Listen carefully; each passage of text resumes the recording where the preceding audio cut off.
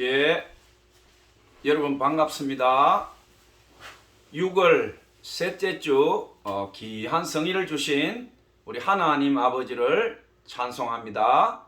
그리고 예수님께서 십자가에서 피를 흘리시고 우리 예수님과 하나님으로부터 보혜사 성령이 우리 믿는 우리 거룩한 성도들, 또 우리 사명자들, 또 이 땅 끝까지 우리가 생명의 복음을 전해야 될 귀한 우리 주의 일꾼들에게 예수님의 사랑과 은혜, 하나님의 영광이 함께하기를 축복합니다. 아멘. 예, 오늘 우리 여러분들과 함께 은혜를 나눌 말씀을 제가 봉독하겠습니다.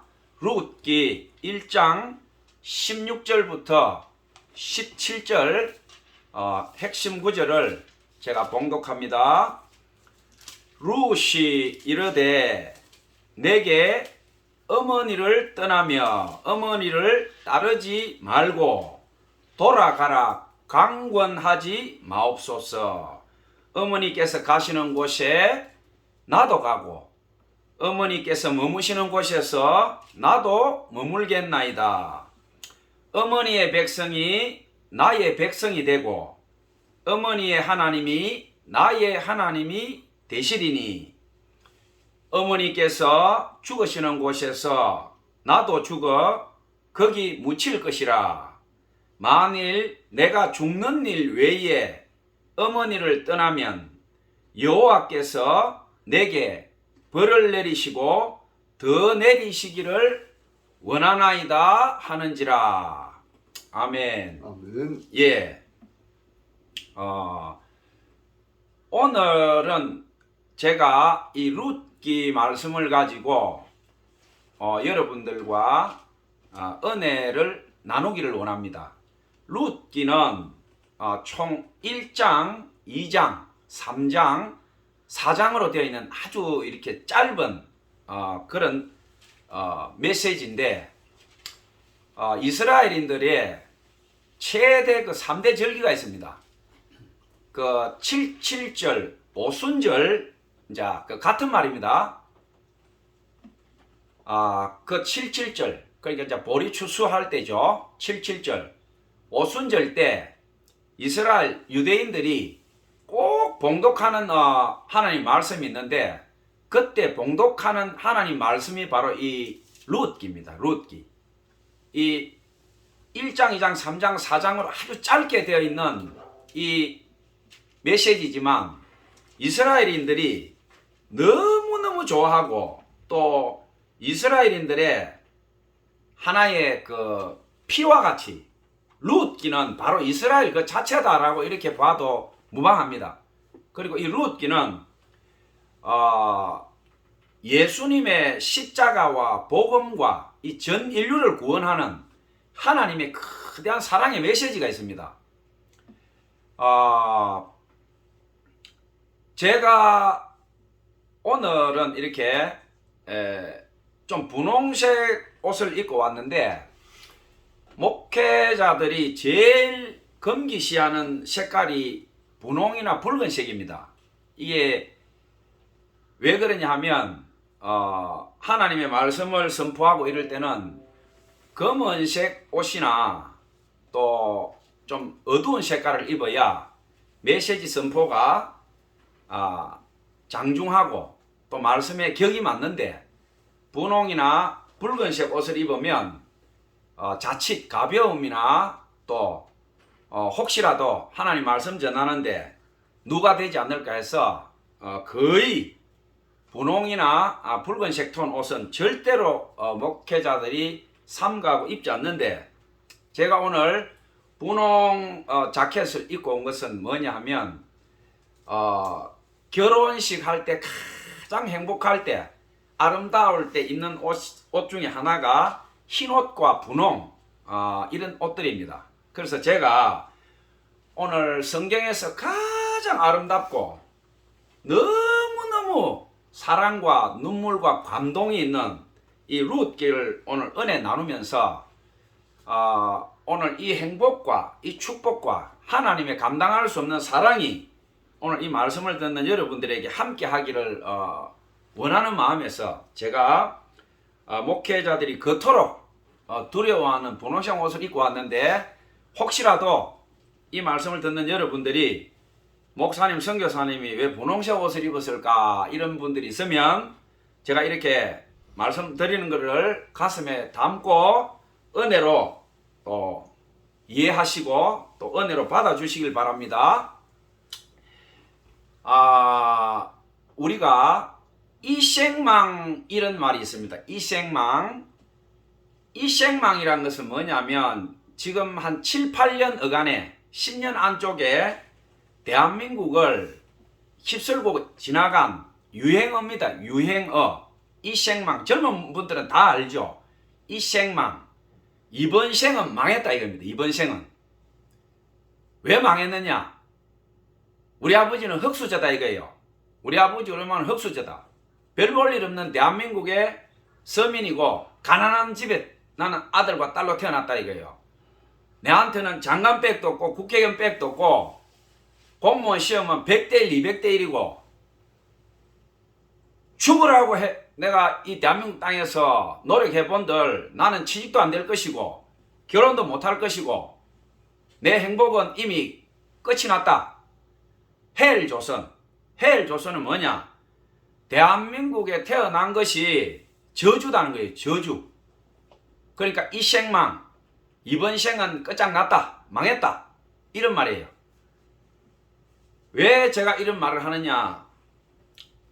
이런 말을 하는 사람이 예전에는 100명이 한두 명, 어느 조직이나 꼴찌가 있고 아무리 해도 안 되는 그런 사람이 있습니다.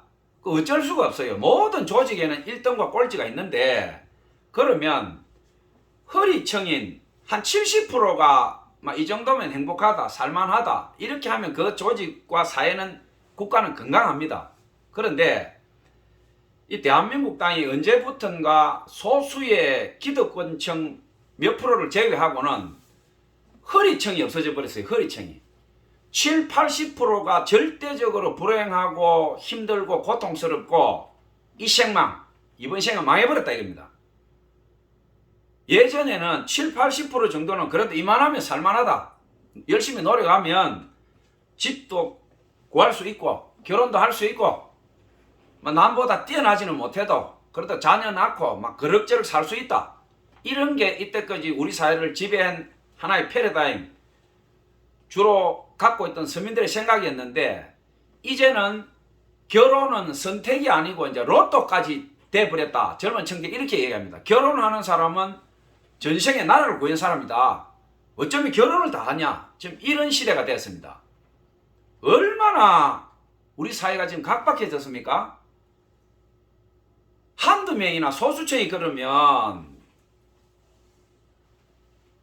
그것은 뭐 로마 시대 때나 삼국 시대 때나 뭐 100년 전이나 지금이나 같은 개념이지만 불과 10년 어간에 이제 더는 희망이 없다. 그런 세태와 그런 말들이 보편화된 지금 오늘 이 룻기의 말씀을 가지고 과연 이 생망이냐, 과연 이번 생은 망했느냐, 너가 가지고 있는 것이, 우리 대한민국의 청년들이 처해 있는 입장이 오늘 룻기에 나오는 이 룻이라고 하는 여자와 비교했을 때 너의 지금 현재의 삶과 너의 지금 처지가 이 룻과 비교했을 때 과연 그때도 이생망이라고 할 수 있겠느냐, 제가 반문하고 싶고 이 룻기의 말씀을 전하면서 하나님의 은혜와 사랑이 이 말씀을 듣는 여러분들에게 함께 하기를 기원합니다. TV에 보면 요즘 애니멀 포유 또 뭐 이렇게 동물에 관련된 그런 다큐멘터리나 휴먼 제작된 드라마들이 많이 나옵니다. 제가 오늘 룻기 말씀을 전하면서 이런 은혜를 함께 좀 나누고 싶어요. 우리가 살아가는 이 세상은 사람들만을 위한 세상이 아닙니다. 하나님께서 이 온 세상을 축복하시고 복을 주셨는데 아담이 범죄함으로 인해서 이 동물과 식물들, 이 대자연은 우리 인간의 범죄함으로 인해서 더불어 저주를 받아버렸어요. 아무런 죄도 없이 인간이 죄를 받아야 되니까 나무와 식물과 동물들과 이 대자연이 같이 땅과 동식물이 저주를 받은 거예요. 제가 얼마 전에 TV를 보는데 너무너무 눈물 나는 장면이 있었어요. 어떤 장면이냐? 등산로에 하얀 강아지가 3마리 4마리가 이렇게 사람들이 다니는 등산로에 이렇게 강아지가 꼬물꼬물한 강아지가 있는 거예요. 그러니까 거기는 유명한 등산로니까 등산객들이 많이 지나가니까 그 꼬물꼬물해 가지고 강아지가 눈도 채 못 떴어요. 그거를 3마리 4마리 놔두니까 등산객들이 지나가다가 그 강아지를 보면서 기겁을 하는 거예요. 어떤 못된 인간이 눈도 못 뜬 이 강아지를 이 길에다 갖다 버렸냐. 그러면서 막 여자들은 울고 이런 사람 처벌 받아야 된다 이거예요. 그러면서 그 강아지를 들고 울고 이러면서 이제 한 마리씩 들고 가는 거예요, 이제. 신고해야 되겠다. 경찰에 신고해야 된다. 이 동물 학대다. 그런데 그렇게 해서 뭐 잡힙니까? 그 산이니까 CCTV도 없고 하니까 누가 버린지도 알 수 없어요.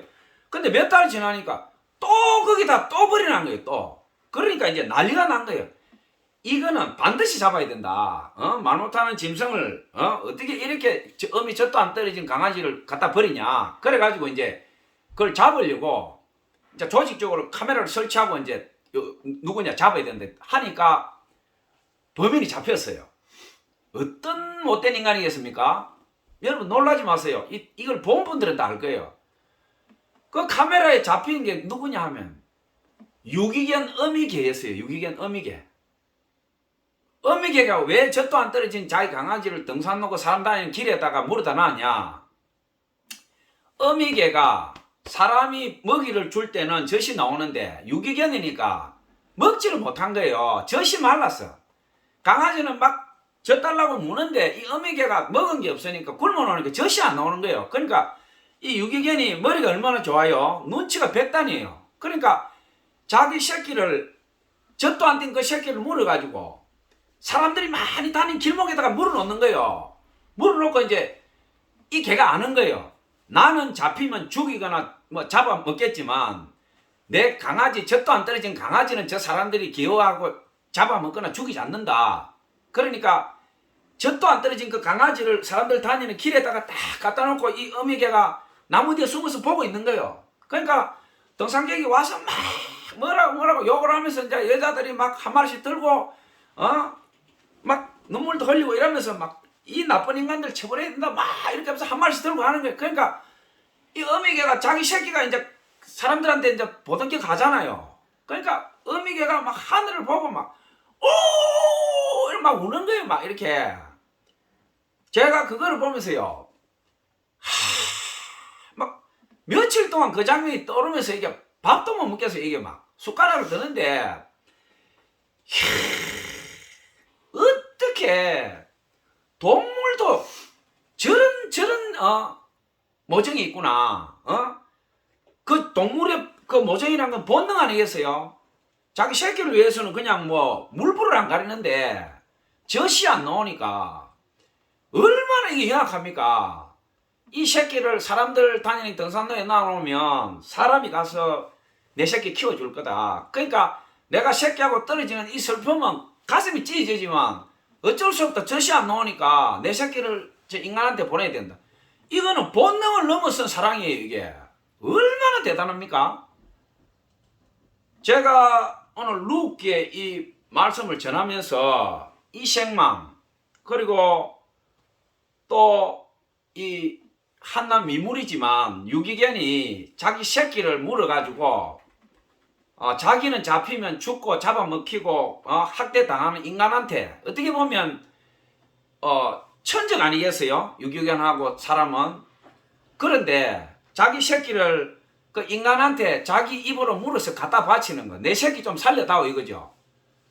이게 오늘 루키를 여러분들에게 은혜 나누면서 제가 서두에 이런 배경을 말씀드리는 거는 오늘 이 룻이 이 어미개와 같은 이런 심정으로 하나님께 용서를 받았다는 겁니다. 용서를. 룻은 모압 여자입니다. 모압. 모압 여자는 뭐냐면 모압과 암몬은 하나님한테 영원한 저주를 받은 족속이에요. 영원한 저주를. 예레미야서나 이사야서나 신명기나 모세오경부터 하나님께서 에스겔부터 각 이스라엘의 북이스라엘과 남유다가 결국 아수르하고 바벨론한테 망하는데 그 주위에 있던 모든 가나안 족속들, 북이스라엘과 남유다를 둘러싸고 있던 암몬, 모압부터 그 가나안 7족속들, 모든 그 족속들한테 그 대선지서, 소선지서부터 해가지고 하나님의 예언과 신탁이 떨어집니다. 근데 다른 족속들은 벌을 좀 받고 용서를 받는데 이 모압과 암몬은 황폐화되고 영원히 끝장나버립니다. 이 나라가.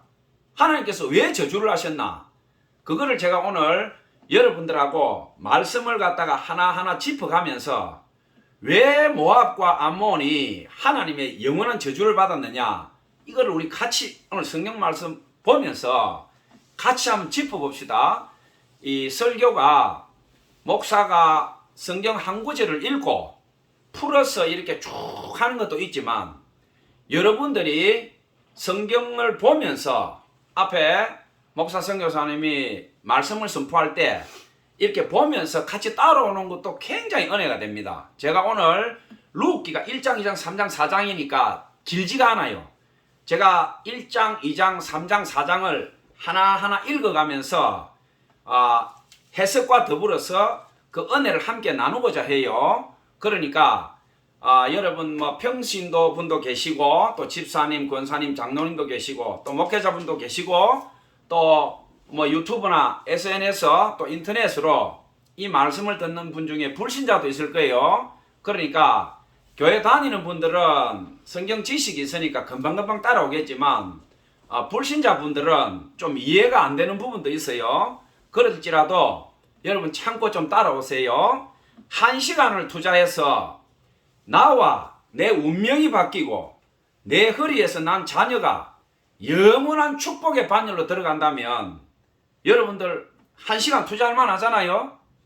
하나님의 말씀, 생명의 복음이 내 영혼에 들어오면 여러분 영혼에 영원한 생명이 들어오고 이 생망, 이번 생은 망했다.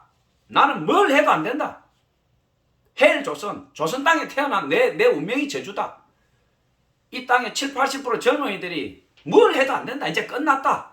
이런 분들에게 오늘 이 룻기에 이 아름다운 생명의 선물이 들어가서 저주가 변해서 축복이 되고 이 생망, 이번 생은 망했다가 아니고 이번 생은 매일매일 잔치고 매일매일 축제고 감당할 수 없는 감동의 생이 된다.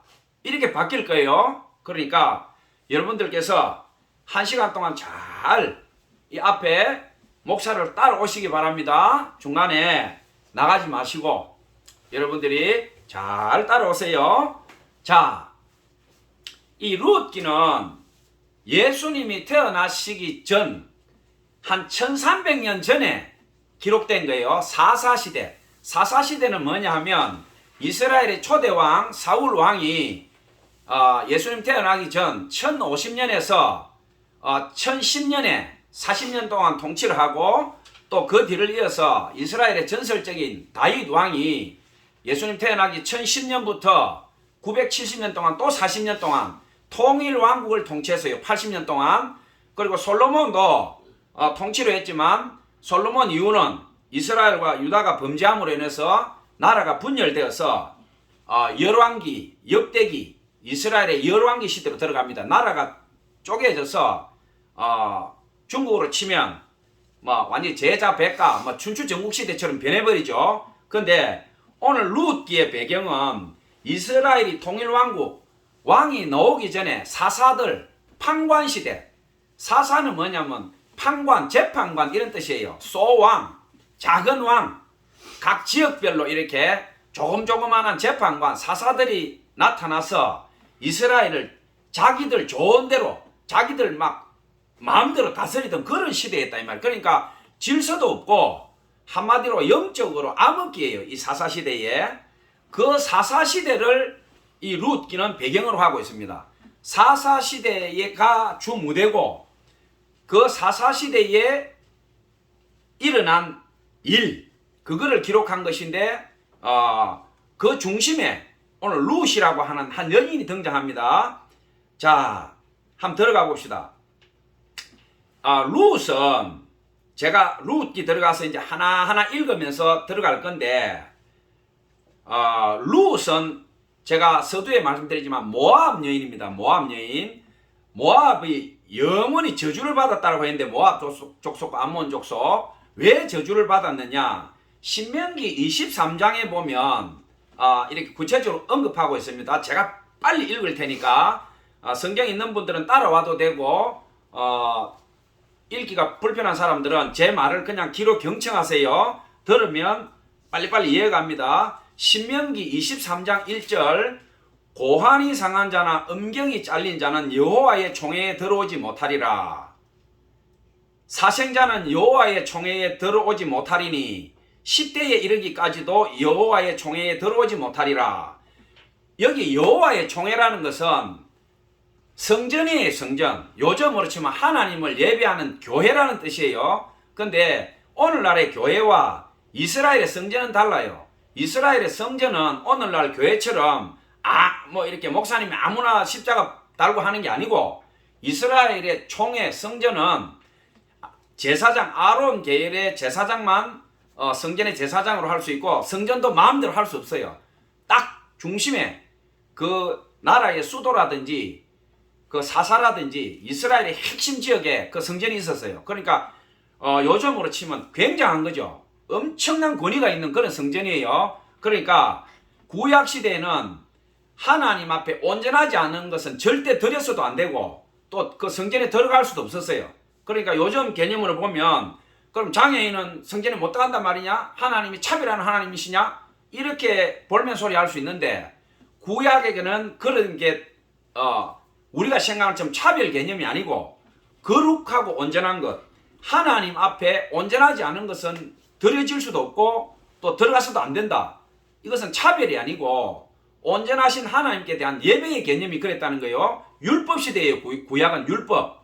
자, 신명기 23장 3절 여기 바로 나옵니다. 암몬 사람과 모압 사람은 여호와의 총회에 들어오지 못하리니 그들에게 속한 자는 10대뿐 아니라 영원히 여호와의 총회에 들어오지 못하리니. 여기 나오죠. 암몬과 모압 족속은 영원히 못 들어온다 이 말이야. 다른 족속들이나 뭐 신체 장애가 있거나 뭐 이러면은 3대 뭐 10대 이런 제한이 있는데 모압과 암몬 족속은 영원히 못 돼. 이 영원한 저주를 받았다며 이 암몬과 모압 족속은. 왜 그러냐? 그래서 제가 오늘 성경을 우리가 읽으면서 원인을 밝혀보자라고 한 거예요. 자, 신명기 23장 4절 그들은 너희가 애굽에서 나올 때에 떡과 물로 너희를 길에서 영접하지 아니하고 메소포타미아 버돌 사람 부올의 아들 발람에게 뇌물을 주어 너희를 저주하게 하려 하였으나 여기 나오죠. 원인이 이스라엘이 출애굽에서 가는데 하나님께서 암몬과 모압 족속은 너희들의 같은 핏줄이니까 그들을 괴롭히지 말고 그들 땅을 침범하지 말고 돌아서 가라고 했어요. 그런데 이 모압과 암몬 족속은 어떻게 합니까? 같은 형제가 애굽에서 400년 동안 종살이 하다가 그 고난 가운데 와서 이제 출애굽에서 하나님이 인도해서 가는데 암몬과 모압 족속이 어떻게 했습니까? 물도 안 주고 길도 완전히 막아버리고 오히려 죽이겠다고 말이지. 저주하고 메소포타미아 발람은 어떤 술사냐? 나라 무당이에요. 나라 무당. 이 발람이 저주해보면 그대로 끝나는 거예요. 그러니까 하나님께서 모압과 암몬 족속을 영원히 저주한 게 뭐냐면 너희들하고 같은 피를 가진 족속이 너희를 영원히 멸망시키려고 나라 무당을 불러서 너희들을 저주하려고 한 걸 내가 막았다 이거예요. 그러니까 모압과 암몬 족속에 대해서는 용서 없다는 거죠. 하나님께서. 그 이유가 딱 나오고 있죠. 자, 신명기 23장 5절에 내 하나님 여호와께서 너를 사랑하심으로 이스라엘이죠. 출애굽한 이스라엘들.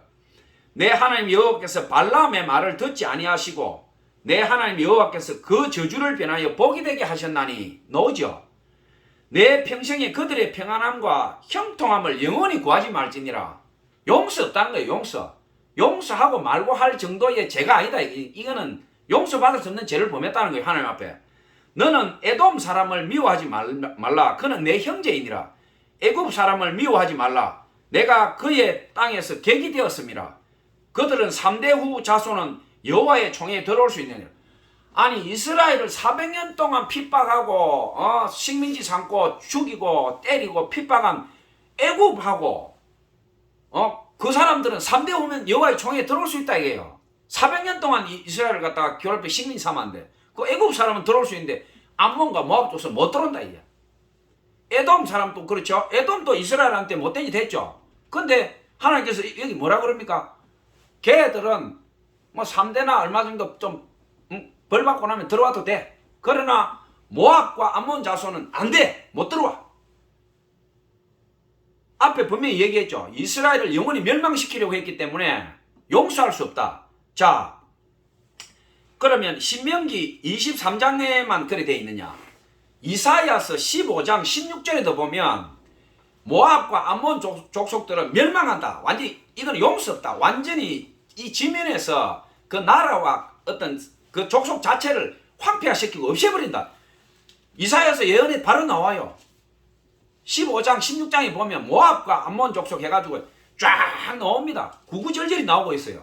자, 그 다음에 에스겔 25장 1절에서 11절에 보면 또 이유를 분명히 이야기하고 있습니다. 에스겔 25장 1절에서 11절 우리 함께 봅니다. 에스겔 25장 1절 여호와의 말씀이 또 내게 임하여 이르시되 인자야 내 얼굴을 암몬 족속에게 돌리고 그들에게 예언하라. 그렇게 에스겔을 보고 암몬 족속에게 이렇게 말해라 이 말이에요. 너는 암몬 족속에게 이르기를 너희는 주 여호와의 말씀을 들을지어다. 주 여호와께서 이같이 말씀하셨느니라. 내 성소가 더럽힘을 받을 때에 내가 그것에 관하여 이스라엘 땅이 황폐할 때에 내가 그것에 관하여 유다 족속이 사로잡힐 때에 내가 그들에 대하여 이르기를 아하 좋다 하였도다. 이 얘기는 뭐냐면 북이스라엘은 아수르의 722년에 멸망을 하지요. 그 영적 타락과 우상숭배와 그 패역함으로 인해서 722년에 북이스라엘이 멸망을 하고 남유다는 586년 그러니까 다 BC죠. 예수님 태어나기 586년에 남유다도 패역함으로 인해서 바벨론에게 멸망을 당합니다.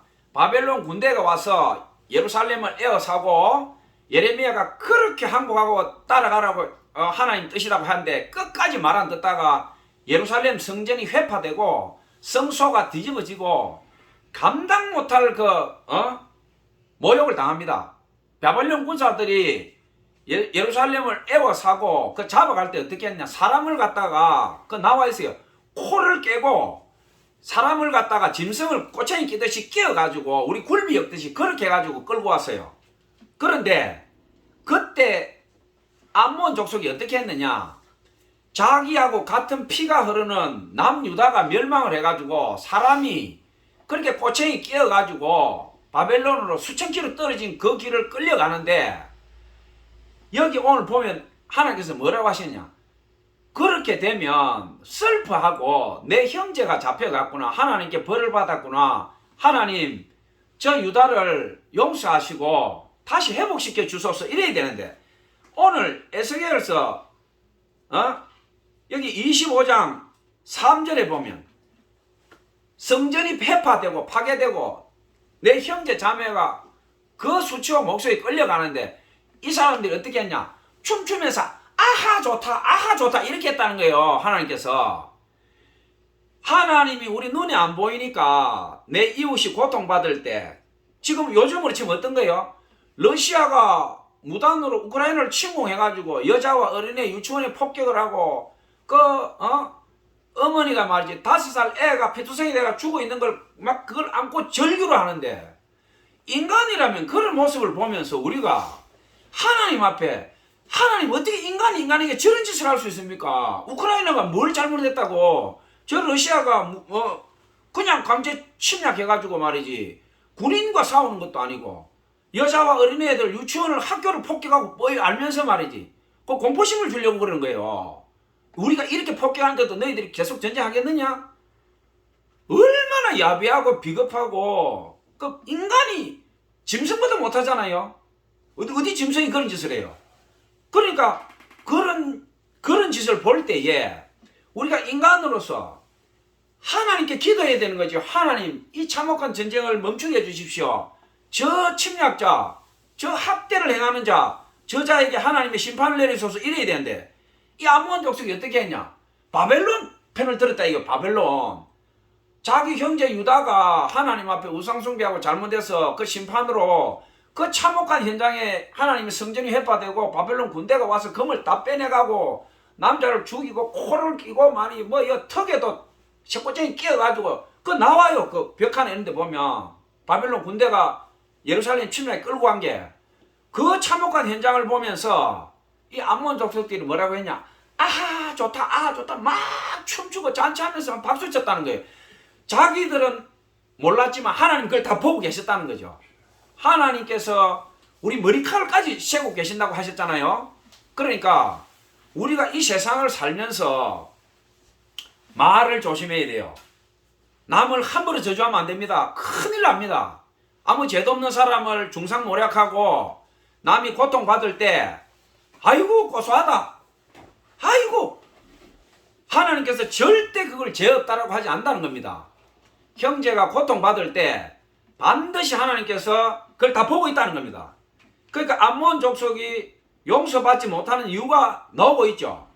그리고 자, 에스겔서 25장 4절에 또 봅니다. 그러므로 내가 너를 동방 사람에게 기업으로 넘겨주리니 그들이 내 가운데 진을 치며 내 가운데 내 거처를 베풀며 내 열매를 먹으며 내 젖을 마실지라. 암몬 족속이 BC 586년에 남유다가 멸망할 때 아하 좋다고 그 난리를 치다가 5년 뒤에 자기들도 멸망합니다. 암몬과 모압 족속들이 박살납니다. 바벨론한테 박살이 나고 그 아랍 부족들한테 자기들이 통합되고 현체도 없이 날아가 버려요. 얼마나 무서워요? 내일 일어날 일을 모르고 우리가 세상 표현으로 천지를 모르고 깨춤을 춘다 그러잖아요. 그러니까 악인은 여호와께서 대적하신다. 교만한 자 대적하시고 악한 자를 여호와께서 대적하신다. 악한 나라가 계속 번창하는 데가 없어요. 독재자들이 뭐 10년, 20년, 30년 또 그보다 더 길게 할 수는 있지만 하나님께서 결단코 그걸 용서하지 않는다는 거예요. 회개하고 돌아오면 용서가 임하지만 그 악이 창궐하면 하나님께서 절대로 가만두지 않아요. 소련이 공산주의에서 전 세계의 패권을 미국하고 같이 쥐고 온 세상을 어둠으로 몰아넣을 때 누가 소련이 붕괴되리라고 생각했어요? 하나님께서 개입하니까 한 방에 소련이 무너졌잖아요. 그러니까 우리 인간은 총칼을 들고 싸우지만 하나님은 그렇지 않아요. 동독과 서독 한번 보세요. 전쟁했습니까? 소련이 무너질 때 총 한 방울 쏜 적이 없어요. 자체에서 무너져요. 자체에서. 동독과 서독이 통일될 때도 어떻게 됐습니까? 기사 오보로 통일돼 버렸어요. 기자 한 명이 잘못 오보를 했는데 그것이 퍼나르기 해가지고 독일이 통일됐다 해가지고 그 베를린 장벽이 무너져 버린 거예요. 한 기자가 오보를 쓴 거예요. 베를린 장벽이 열리고 서로가 통일이 됐다고 기자 한 명이 오보를 쳤는데 그러니까 동독과 서독이 어떻게 됩니까? 사람이 몰려가지고 그냥 통제 불가할 정도로 그냥 베를린 장벽을 넘어가고 오고 하면서 독일이 그냥 총 한 방 안 쏘고 멱살 한 번 안 잡고 통일이 돼버린 거예요. 하나님의 역사죠. 그러니까 우리가 꼭 뭐 내가 어떻게 전쟁을 하고 버르장머리 고쳐놓겠다 뭐 어떻게 한다 그거 우스운 일이에요. 우리가 기도하면 하나님이 일하시면 세상은 제자리 째깍째깍 돌아와 버립니다. 그러니까 내가 할 일은 하나님께 기도하고 이웃을 사랑하고 하나님 말씀대로 예배하고 찬송하고 우리가 걸어가면 국지전은 일어날 수 있죠. 여기 전쟁도 일어날 수 있고 저기 일어날 수 있지만 우리가 궁극적으로 해야 될 것은 뭐냐면 너희는 조용히 있어 내가 하나님 됨을 알지어다. 너희는 조용히 있어 내가 하나님 됨을 알지어다. 하나님을 하나님 되게 모시고 예수님의 사랑과 또 우리 가슴에 믿는 신자들 마음속에 와 계신 성령님의 감동으로 우리가 매일매일 살아가면 이 지구촌은 악은 자연적으로 소멸되게 되어 있습니다. 우리가 예배를 떠나고 찬송을 떠나고 우리 마음속에 이웃사랑이나 하나님께서 우리에게 당부하신 말씀을 우리가 걷어차버리니까 사소한 것에도 우리가 승리하지 못하고 매일매일 이 생망에 이 생망. 이번 생은 망했다. 이번 생은 망했다. 동서남북 가도 바치고 나는 되는 일이 없다. 사주팔자가 들어모여야 돼 나는. 오늘 룻기에서 뭐라고 전하는지 우리 한번 보자 이겁니다. 과연 이 생망이냐 이거예요. 자, 에스겔서 25장 7절 그런즉 내가 손을 내 위에 펴서 너를 다른 민족에게 넘겨주며 노력을 당하게 하며 노략을 당하게 하며 너를 만민 중에서 끊어버리며 너를 여러 나라 가운데서 패망하게 하며 멸하리니 내가 주 여호와인 줄 너희가 알리라 하셨다라. 암몬 족속에게 계속 내려가고 있죠. 또 8절에 주 여호와께서 이렇게 말씀하셨느니라. 모압과 세일이 이르기를 유다 족속은 모든 이방과 다름이 없다 하도다. 그러므로 내가 모압의 한편 곧 그 나라 국경에 있는 영화로운 성읍들 벳여시몹과 바알모온과 기다야림을 열고 암몬 족속과 더불어 동방 사람에게 넘겨주어 기업을 삼게 할 것이라. 암몬 족속이 다시는 이방 가운데 기억되지 아니하려니와 내가 모압에게 벌을 내리리니 내가 주 여호와인 줄을 너희가 알리라. 8절에는 모압과 암몬을 뭉쳐서 하나님께서 너희들 둘 다 내가 멸해버린다. 용서 없다. 끝장을 낸다. 이건 뭐냐 하면 너희들이 내 백성 유다를 다른 족속과 똑같다. 다른 족속. 유다와 북이스라엘은 하나님이 택한 선민이었어요. 아브라함이 정통 적장자들이죠. 그런데 암몬 족속과 모압이 뭐라고 했냐면 유다 족속도 타 민족하고 똑같다 이거야. 이 말은 뭐냐면 하나님이 택한 백성도 가나안의 악한 7 족속하고 똑같다. 우리하고 다를 게 뭐냐? 하나님을 모욕했다 이거예요. 그러니까 하나님께서 용서하지 않는다 이거. 용서하지 않는다. 유다와 이스라엘이 잘못을 범한 건 맞지만 내가 그이들을 쳐서 해결시키고 내 사랑하는 선민 백성으로 내가 이끌어 갈 건데 유다와 북이스라엘 족속들을 너희들이 욕하고 비방한 것은 나를 욕한 거다 이게. 나를 너희들 용서 못한다 이게요. 그러니까 우리가 항상 살아가면서 말을 아름답게 해야 됩니다. 교회가 잘못할 수도 있고 목사님이 실수할 수도 있어요. 교회 다니는 집사님 성도들이 좀 잘못할 수도 있어요. 그러면 세상 사람들이 뭐라고 하느냐? 예수쟁이와 우리하고 다를 게 뭐 있냐 이게야. 목사 새끼 하는 건 봐라 이게. 저 성교 사람 하는 건 봐라 이게요. 교회 저거 TV에서 교회에서 노숙자 밥 주고 목사님이 청소하고 온갖 거 잘하는 거 보도 안 해요. 교회 100가지 잘하는 거 하나도 보도 안 하고. 사람이 많고 교회가 많으면 그 중에 불량품도 있어요. 어쩔 수가 없어요. 그럼 하나 잘못하는 걸 가지고 MBC 추정 60분 KBS 특종 보도 확 떠들어버려요. 그럼 세상 사람들 어떻게 합니까? 빛도 없이 이름도 없이 섬기고 봉사한 목사님들 선교사님들이 외국 나가 먹지도 못하고 자녀 공부도 안 되고 몸에 병이 걸려가지고 죽어가는 선교사 한두 명이 아니에요. 그런 선교사들 누가 보도해 줍니까? 보도 안 해요. 그냥 끝나게 그런 거는 다 날아가 버리고 안 좋은 거 실수한 거 100분의 1 1000분의 1 하나 된 거 그거를 특종을 잡아가 때려버리니까 세상 사람들 어떻게 하느냐? 예수쟁이와 목사 선교사 교회 다니는 새끼들 우리하고 똑같다. 하나님께서 오늘 뭐라고 합니까? 내 아들 딸 내 종을 너희들하고 똑같다고 욕하는 것들 내가 용서하지 않는다는 거예요. 하나님께서 이스라엘과 유다가 잘못해서 내가 내 손으로 내 새끼를 때렸지만 지금 바벨론을 통해서 유다를 때리고 샤꾸쟁이 끼워서 내가 끌고 가지만 너희들은 그렇게 하면 안 된다는 거예요. 너희들은 지금 이스라엘과 유다보다도 1000만 배 더 악하다 이거예요. 지금 내 새끼니까 내가 더 때린다. 내 새끼니까. 근데 내가 너희들 죄를 물으면 북이스라엘과 남유다 죄와는 상대도 안 된다. 너희들 죄는.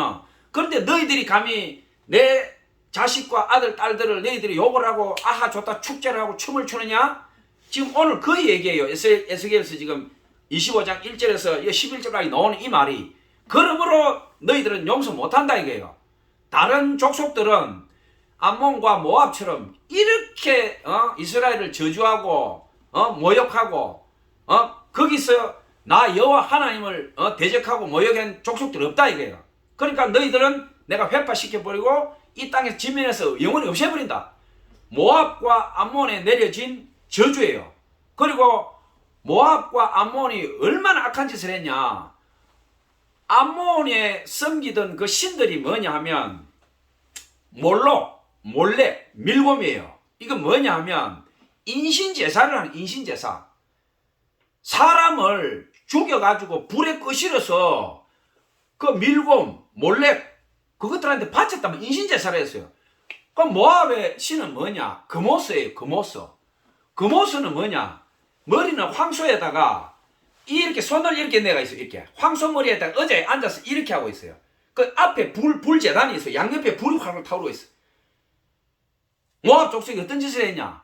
부모가 자기 자식이 여러 명 놓으면 그 중에 한 자식을 빼가지고 금오스한테 갖다 바친 거예요. 유아. 금오스는 뭐냐면 몰록은 말 그대로 인신제사야. 나이 남녀로서 상관없이 그냥 잡아가지고 인신제사를 지내버린 게 몰록 밀공 그 제사고, 금오스는 뭐냐? 유아. 어린애를 갖다가 불에 끄실러가 이렇게 불을 지르면 이게 달아오를 거 아니에요. 그러니까 살아있는 애를 거기다가 불이 벌거이 다른 데다가 이 금오스 이 악한 금오스 이 흉상을 만들어가 거기다가 살아있는 애를 갖다가 불을 끄실러가지고 죽였다 이 말이에요.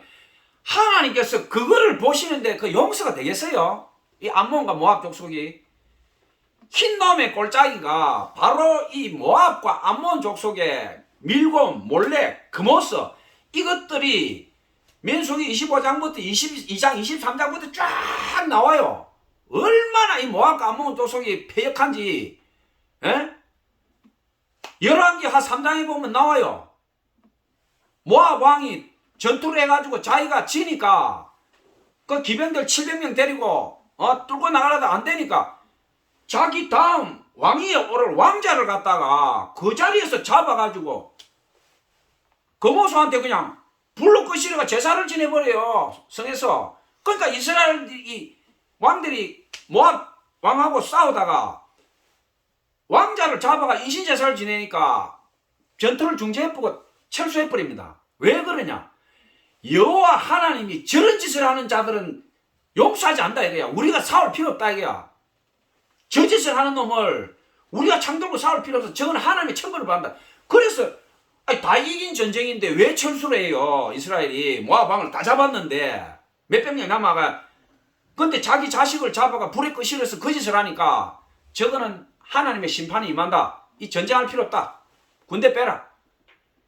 열왕기 한 3장에 보면 나와요. 모압과 암몬이 왜 저주를 받고 영원히 하나님 앞에 용서받을 수 없는지 여러분들 이제 성경에 제가 몇 구절을 구체적으로 읽어드렸는데 이해가 가실 거예요. 구약 성서를 쭉 읽어보면요. 가나안의 7 족속들, 그 악한 일을 저지른 7 족속들, 하나님께서 너희들이 가나안 들어갈 때 사람은 물론 유아와 모든 동물들까지 생명 있는 걸 다 쳐버려라. 어떻게 사랑의 하나님께서 그렇게 할 수 있나 이거야. 요즘 전쟁도 남자 군인들만 무장한 사람만 하지 생명 있는 걸 다 멸하지는 않는데 하나님 어떻게 그렇게 하시냐. 하나님께서 그렇게 하라고 하신 것은 뭐냐면 분명히 이유가 있어요. 사람이 우리가 짐승도 개를 투견으로 해서 악한 개를 자꾸 씨를 받아가지고 하면 그 개는요 죽을 때까지 싸워요. 그러니까 그 개는 이 성격 자체가 벌써 완전히 악마가 되어 있어요. 악마가. 그러니까 하나님께서 가나안의 7 족속을 다 멸하고 짐승들이고 다 썰고 정화시키라고 한 것은 뭐냐면 이미 그 악이 하늘에 닿았고 구제불능이다 아닌 구제불능 다 썰고 그 땅과 모든 것을 정화시켜라. 하나님이 그 뜻이 있는 거예요. 모압과 암몬도 마찬가지예요.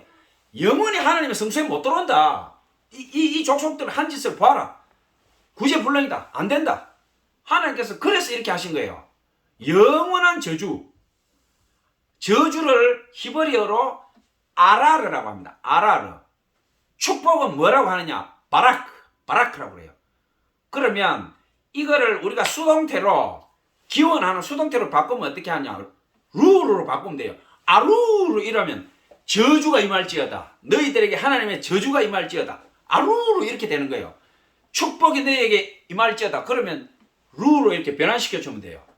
바라크에서 바루로 이렇게 하면 하나님의 영광과 축복이 너희에게 임할지어다 이 말이에요. 그러니까 이 오늘 암몬과 모압 족속에게는 뭡니까? 아루루가 된 거죠. 아루루. 하나님의 저주가 너희들에게 영원히 임해버렸다 이거예요.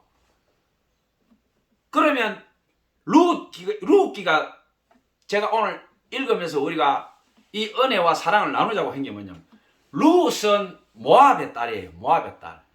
그래서 이 룻기가 가장 아름다운 성경의 말씀이고 은혜의 말씀이다. 제가 오늘 설교의 제목을 하나님의 눈물 수채화라고 제목을 붙인 게 뭐냐 하면 이 영원한 저주를 받은 이 여인 모압의 딸이 하나님 앞에 얼마나 하나님 마음에 감동을 드렸던지 하나님께서 우시면서 이 모압 족속에게 내려진 영원한 저주를 갖다가 아루루를 바루루로 바꿔버립니다. 영원히 저주를 받을지어다. 이 힘없는 여자가 자기 조상들부터 자기 후대까지 영원히 받은 저주를 그냥 하나님 앞에서 아루루를 바루루로 바꿔버린 바루루. 영원한 저주를 영원한 축복으로 바꿔버렸어요. 자, 오늘 룻기 들어가기 전에 제가 몇 가지를 여러분들 성경 공부를 좀 하고 들어갑시다. 아주 요걸 성경 공부를 하고 들어가면 룻기를 읽을 때 은혜가 배가 됩니다. 자, 여러분들이 뭐 목사님이나 또 교회 오래 다니신 분들은 지식이 있겠지만 오늘 이 말씀 들으면서 다시 우리 성경 공부를 좀 해요. 자, 룻기를 들어가기 전에 계대 결혼과 기업 무력이라는 것을 제가 조금 언급하겠습니다. 계대 결혼이라는 것은 뭐냐면 우리말로 이렇게 풀이하면 시형제 결혼이에요. 시형제 결혼. 계대 결혼.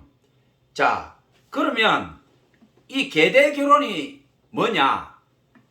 결혼을 했는데 시갓집에 남자가 3명이 있어요. 근데 장남하고 결혼을 했는데 장남이 아들을 낳지 못하고 죽었어요. 그러면 어떻게 하느냐? 그 집의 차남이 형수를 데리고 다시 그 장남의 아들을 낳게 해서 그 장남의 가업을 잊게 해야 돼요. 그것이 계대 결혼이에요. 자, 기업 무력이는 뭐냐? 기업 무력이는 이스라엘 민족 중에 너무 가난해서 자기 땅, 그러니까 이스라엘 그 12지파들은 다 12지파별로 땅이 분배되고 그 12지파는 12지파 안에서 또 각 아버지 지파 족장별로 땅이 분배되어 있어요. 이스라엘에서는 땅을 팔 수가 없어. 땅을 팔아도 희년 49년이 되면 무조건 땅을 돌려줘야 돼요. 대희년이 오면. 근데 이 기업 무력이는 뭐냐면 대희년이 오면 무조건 땅을 돌려줘야 되는데 대희년이 되기 전에라도 돈이 있는 친족이나 형제가 있으면 그 땅을 내가 돈을 주고 다시 가난한 내 형제한테 친척한테 그 땅을 돌려주는 거예요. 땅도 돌려줘야 되고 그 다음 또 어떤 기업 무력이 있냐면 내가 이제 땅 팔 것도 없다. 그러면 내가 내 몸을 팔아서 노예로 팔려간다. 빚을 지거나 하면 그래 되죠. 구약시대는 빚을 지면 노예로 팔려갔어요. 그러니까 기업 무력이는 뭐냐면 내 형제나 내 친척 내 혈족이 돈이 없어서 노예로 팔려갈 때 내가 대신 돈을 지불하고 그 사람을 구해줘야 된다. 그게 기업 무력이에요. 그러니까 자, 이게 이스라엘에만 있는 게 아니고 몽고라든지 뭐 유목민들이 있잖아요. 그런 쪽에 보면 이 비슷한 문화가 다 있어요.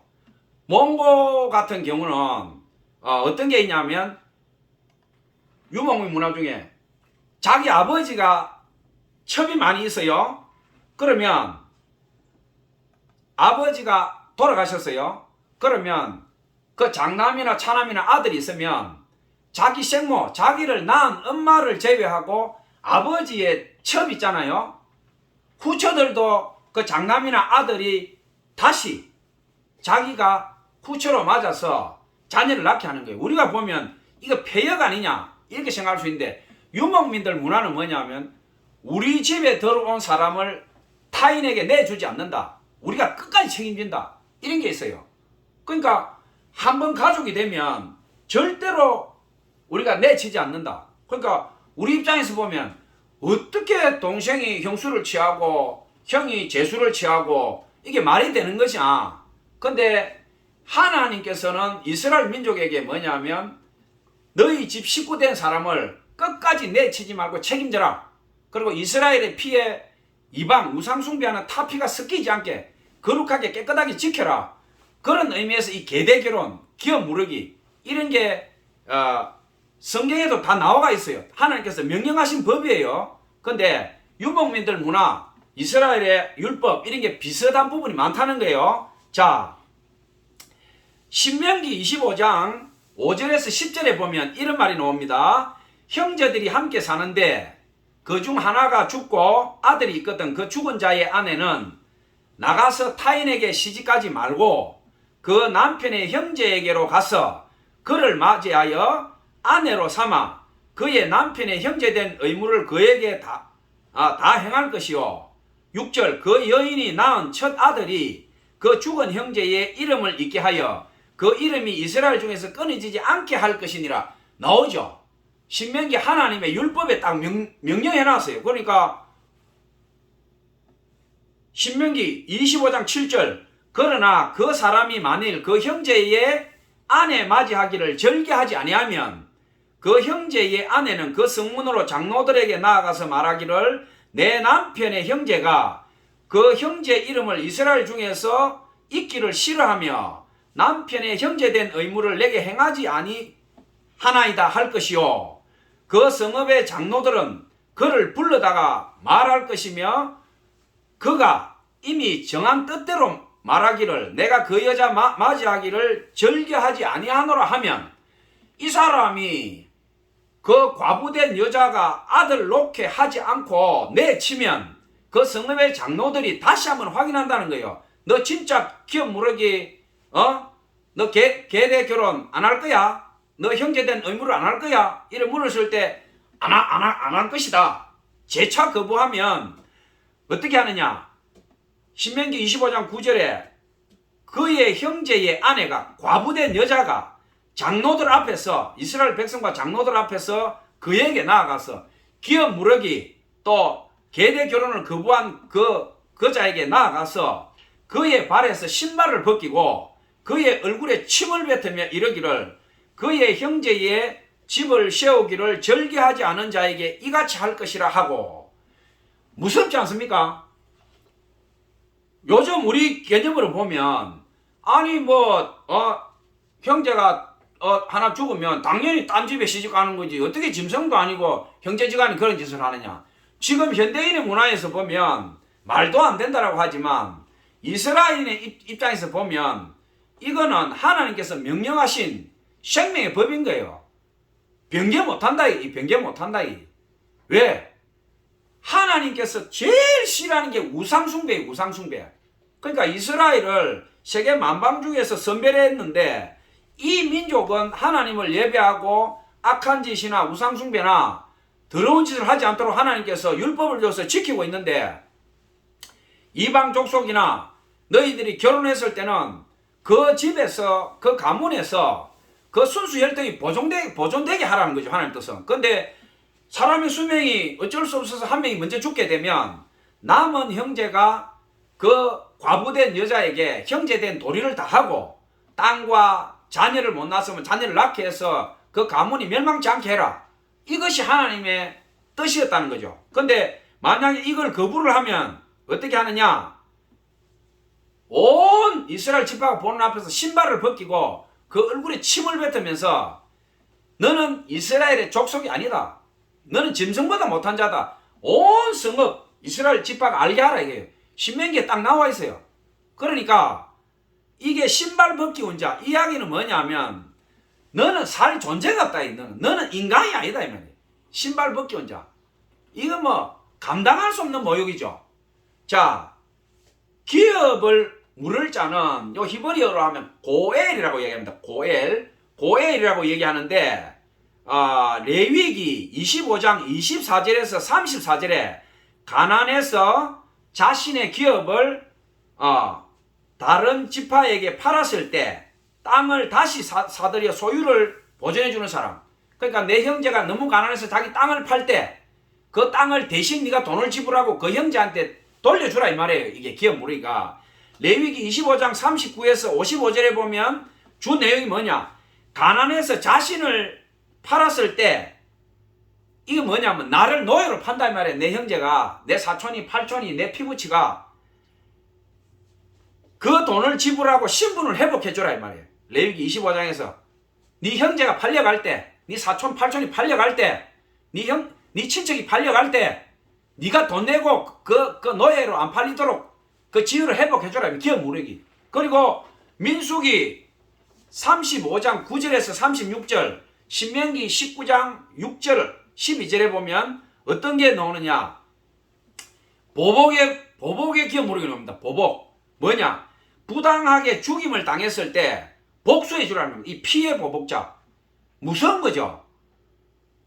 네 형제나 사촌이나 팔촌이 억울하게 누구한테 맞아 죽은데 그 집에 아들도 없고 복수할 사람이 없으면 네가 대신 복수해 주라 이거예요. 우리 신약 개념으로 보면 조금 안 맞죠. 신약에는 용서와 사랑인데 구약 율법 시대 때는 뭐냐? 예수님의 십자가 사건이 없었기 때문에 불의나 잘못을 저지르면 반드시 거기에 대한 심판이 있어야 돼요. 그러니까 기업 무르기 중에 피해 보복도 들어있습니다. 피해 보복. 네 친척이나 네 형제나 네 혈육이 억울하게 죽임을 당했는데 그걸 보복하지 않고 그대로 두면 그 악한 자가 하나님을 두려워하지 않고 계속 악한 짓을 하고 돌아다니는 거 아니냐. 네가 가서 복수해라 이거예요. 이게 기업 물을 자의 세 종류예요. 세 종류. 가난해서 땅을 팔았을 때, 가난해서 자기를 노예로 팔았을 때, 억울하게 죽임을 당했을 때 기업 물을 자 뭐냐면 네가 그 순번이 있어요. 1번, 2번, 3번. 내가 피촌수로 따졌을 적에 형제간이 제 1순위고 그 다음에 삼촌, 사촌, 5촌, 6촌, 7촌 이렇게 가겠죠. 기업 물을 자 순서가. 자, 이게 기업 물을 자와 계대 결혼인데 자, 루기가 1장, 2장, 3장, 4장이 되어 있는데 여러분들이 이제 기업 무르기, 계대 결혼, 모압과 암몬에 대한 거 그리고 제가 오늘 룻기가 이 생망, 이번 생은 망했다.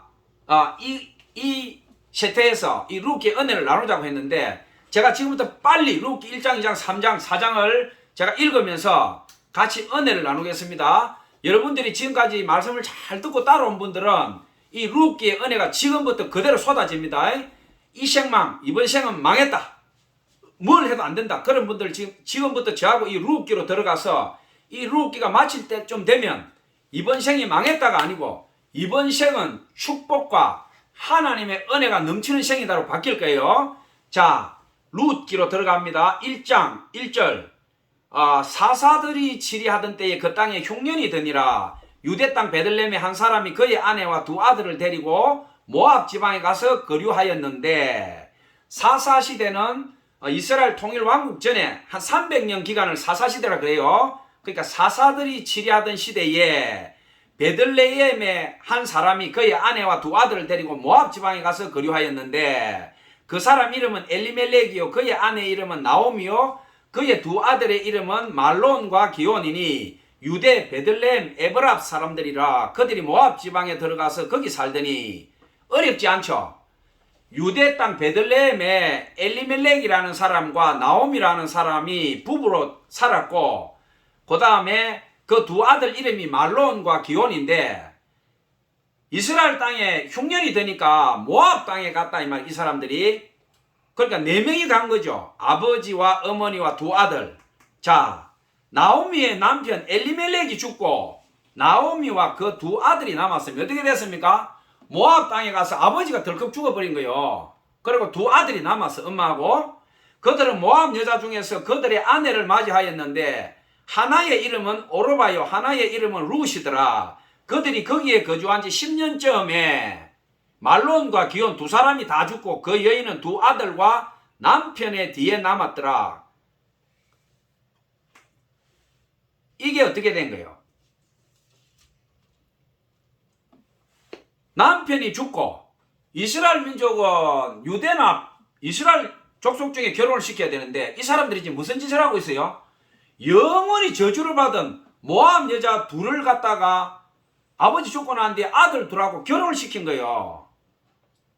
10년쯤에 어떻게 됩니까? 아들 둘도 죽어버려서 어떻게 됩니까? 엄마 가부, 며느리 가부 둘, 자식도 없어. 줄초상이 났는데 자식이 하나도 없다 이 말이에요. 이 가문이 이제 멸망을 당한 거예요. 지금 3명의 떼가부가 생긴 거예요. 지독하잖아요. 이 장면은 뭡니까? 이 생망이 아니고 이번 생은 망했다가 아니고 이 사람들은 사망이야 사망. 끝나버렸어. 자식도 없고 남자들 3명 다 죽어버렸어. 이방 땅에서. 자 1장 6절에 그 여인이 모압 지방에서 여호와께서 자기 백성을 돌보시사 그들에게 양식을 주셨다 함을 듣고 이에 두 며느리와 함께 일어나 모압 지방에서 돌아오려 하여.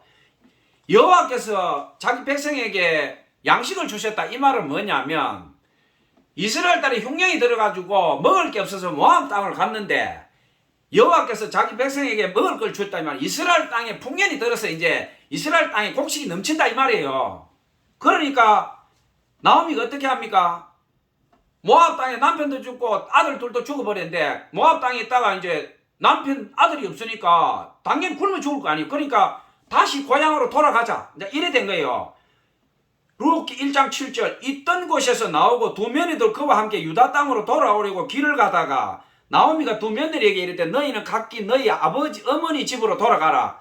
너희가 죽은 자들과 나를 선대한 것 같이 여호와께서 너희를 선대하기를 원하시며 여호와께서 너희에게 허락하사 각기 남편의 집에서 위로를 받게 하시기를 원하노라 하고 그들에게 입맞춤에 그들이 소리 높여 울며.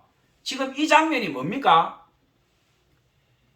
남편이 없는데 나오미가 오늘 두 며느리한테 뭐라고 하냐면 여호와께서 너희들이 모압 여자지만 죽은 너희 시아버지하고 나하고 내 아들한테 너희들이 잘했으니 하나님께서 비록 너희들이 모압 족속이지만 하나님께서 너희들을 선대하고 너희들이 이 모압 땅에서 또 새로운 남편을 만나서 너희들을 살기를 원한다.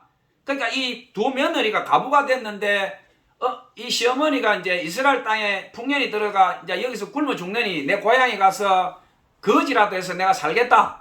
내가 돌아가는데 며느리 따라오니까 이 시어머니가 어떻게 합니까? 너희들이 무엇하러 나를 따라와서 신세 망칠 일이 있느냐? 너희들은 이 모압 여자니까 이 모압 땅에서 아직 젊고 이쁘니까 애도 안 낳았으니 부잣집에 처으로 가든지 새로운 남편을 만나서 살아라. 지금 그 대목이에요. 자, 나오미에게 그들이 소리내 울면서 10절에 1장 10절에 나오미에게 이르되 아니니이다. 우리는 어머니와 함께 어머니의 백성에게 돌아가겠나이다 하는지라. 11절에 나오미가 이르되 내 딸들아 돌아가라. 참, 이 얼마나 가슴 아픈 얘기예요. 며느리 보고 우리 한국에는 어떻습니까? 결혼해가지고 아들이 하나도 아니고 둘이나 죽어버리고 남편까지 죽어버렸다. 자식도 하나 없다. 그러면 우리 한국의 개념에서 보면 서방 잡아 먹은 년이라잖아요. 우리 한국의 어머니들이 며느리 결혼하고 아들 죽으면 이 남편 잡아 먹은 XX 이 저주를 하는데 나오미는 어떻게 합니까? 며느리한테 책임을 묻는 게 아니고 내 딸들아 그럽니다. 내 딸들아. 내 며느리들아 그러지 않아요. 내 딸들아 돌아가라. 너희가 어찌 나와 함께 가려느냐? 내 태중에 너희의 남편 될 아들이 아직 있느냐? 계대 결혼이죠. 두 아들이 죽었으면 막내 아들이 있으면 막내 아들이 너희들한테 아들 낳게 하고 너희들을 책임질 건데 나는 아들 둘밖에 안 낳았고 나는 이미 늙어서 자녀를 낳을 수가 없다. 나는 할머니가 됐다. 내가 어떻게 지금 아들을 낳겠냐 이 말이에요. 아들을 낳아본들 그 아들이 15살은 돼야 너희들하고 남자고시를 할 건데 너희들이 그때까지 어떻게 기다리겠냐 이 말이에요. 이 청산가부가. 그러니까 내 딸들아 되돌아가라. 나는 늙었으니 남편을 두지 못할지라. 가령 내가 소망이 있다고 말한다든지 오늘 밤에 남편을 두고 아들을 낳는다 하더라도 너희가 어찌 그들이 자라기를 기다리겠으며 어찌 남편 없이 지내겠다고 결심하겠느냐. 내 딸들아 그렇지 아니하니라. 여기 나오죠. 여호와의 손이 나를 치셨으므로 나는 너희로 말미암아 더욱 마음이 아프도다 하며. 이게 나오미가 오늘 발음을 하잖아요. 남편 서방 잡아 먹은 X 이렇게 하는 게 아니고 이방 모압 족속 하나님이 영원히 저주한 며느리지만 이 벌이 이 심판이 나한테 있다 이거예요. 나한테 우리한테 있지 너희들한테 있지 않다. 얼마나 이 마음 쓰는 게 이뻐요. 자식 다 죽고 남편까지 죽었는데 그 며느리 둘을 보고 하나님의 손이 나를 쳤다 이거예요. 그러니까 이 책임이 나한테 있지 너희들한테 있지 않다. 그러니까 늙은 나를 보고 따라오면 너희들까지 신세 망치니까 돌아가라 내 딸들아. 눈물 나지 않습니까? 나오미가 그들이 14절에 소리내 높여 울더니 오르바는 그의 시어머니에게 입 맞추고 돌아가되 롯은 그를 붙잡더라. 뭡니까? 큰 며느리 오르바는 울다가 현실 파악을 한 거죠. 막 도리로 보면 시어머니 따라가서 봉양해야 되는데 맞다. 뭐 시어머니 늙은 시어머니 따라가 본들 무슨 재산이 있으면 무슨 살 소망이 있겠느냐. 빨리 여기서 돌아서자. 또 시어머니가 가라고 하니 내가 도망가는 것도 아니고 자리 깔아주니까 가자. 그러니까 오르바는 울면서 시어머니를 안고 입 맞추고 돌아가는 거예요. 근데 밑에 며느리 동생 며느리 오늘 이 룻기의 주인공이죠. 룻이 어떻게 하느냐. 룻은 안 돌아가는 거예요. 뭐라고 하느냐. 나오미가 또 이르되 보라 내 동서는 그의 백성과 그의 신들에게 돌아가느니 너도 동시에 따라 돌아가라 하니. 지금 이 대목이 너무너무 중요한 대목이에요. 내 동서 그러니까 오르바 네 위에 형님 되는 며느리는 그의 백성과 그의 신들에게 돌아가니. 이 무슨 말이에요? 그의 백성 영원히 저주받은 모압 백성과 그모스에게 돌아갔단 말이에요. 그모스에게. 그모스가 뭐예요? 유아를 불에 굽어서 쌀이 나는 그 악한 그모스에게 돌아갔다 이 말이에요. 이게 그 신들에게 돌아갔으니 너도 돌아가라 이 말이에요. 너도. 그러니까 뭐라고 하느냐. 오늘 제가 룻기의 핵심 구절로 뽑은 이 대목이 나옵니다. 이게 룻기의 절정입니다. 룻이 뭐라고 하느냐. 룻이 이르되 내게 어머니를 떠나며 어머니를 따르지 말고 돌아가라 강건하지 마옵소서. 어머니께서 가시는 곳에 나도 가고 어머니께서 머무시는 곳에 나도 머물겠나이다. 어머니의 백성이 나의 백성이 되고 어머니의 하나님이 나의 하나님이 되시리니. 아멘. 어머니 죽으시는 곳에서 나도 죽어 거기 묻힐 것이라. 만일 내가 죽는 일 외에 어머니를 떠나면 여호와께서 내게 벌을 내리시고 더 내리시기를 원하나이다. 자, 이 룻기의 절정은 바로 이 대목입니다. 하나님께서 앞에 모압과 암몬을 영원히 저주할 때 뭐라고 했습니까? 유다가 패망하고 잡혀갈 때 암몬 족속이 춤추면서 아하 좋다 아하 좋다 그렇게 할 때 하나님께서 영원한 저주를 내리셨는데 오늘 룻이 뭐라고 합니까? 룻은 내가 모압 여자인 줄 다 알아요. 영원한 저주를 받았고 여호와의 청에 성전에 못 들어가는 영원히 저주받은 민족이라는 걸 뻔히 알고 있어요. 이 룻이. 룻이 뭐라고 하느냐. 남편도 죽었고 시아버지도 죽었고 이제 끝장났어. 아무 소망도 없어. 늙은 시어머니가 거지가 돼서 이스라엘 땅에 가는데 가면 저 시어머니는 일도 못하고 내가 비럭질 해가지고 밥이든 뭐든 얻어와가 저 어머니하고 같이 농갈로 먹어야 돼. 남편도 없고 이제 평생 거지야 이게. 그런데 룻이 뭐라고 하느냐. 어머니의 백성이 나의 백성이 되고 어머니의 하나님 나의 하나님. 룻 나오미 앞에 뭐라고 그럽니까? 네 동서는 자기 백성과 그 신에게 돌아갔다 이거야. 그 모습에게 돌아갔다 이거야. 그러니까 너도 돌아가라. 룻이 뭐라고 하느냐. 어머니의 백성이 나의 백성이 되고 어머니 하나님 나의 하나님 되시리라. 내가 죽음 외에 어머니를 떠나면 하나님께서 내게 영원한 벌 위에 벌을 내리고 저주 위에 저주를 내리시길 원하노라. 하나님이 이걸 딱 듣고 어떻게 해야 되느냐. 예수님이 나사로가 죽었을 때 그를 어디 두었느냐 하면서 요한복음에 보면 울지요. 하나님이 우신다 이 말이에요. 이런 대목에서는 하나님께서 룻이 딱 이 얘기를 하니까 우셨다 이 말. 우셨다. 하나님이 우셨다. 모압 족속에도 저런 믿음이 있었구나. 모압의 딸에게 저런 딸이 있었구나. 내가 영원한 저주를 내렸는데 어떻게 모압에서 저런 딸이 나왔느냐. 이 저주를 걷어줘야 되겠다. 하나님이 루시의 이 신앙 고백과 죽기 전에 내가 어머니를 떠나지 않겠다. 그 딱 신앙 고백이 떨어지는 순간에 하나님께서 그 영원한 저주를 걷어버립니다. 영원한 검은천을 딱 걷어버리고, 그래, 내가 너에게 지금부터 아루루에서 바루루로 바꿔버리겠다. 이게 루옥기입니다. 자, 어떻게 하나님께서 영원한 저주를 영원한 축복으로 바꾸느냐. 자, 우리 빨리 읽고 한번 들어가 봅시다.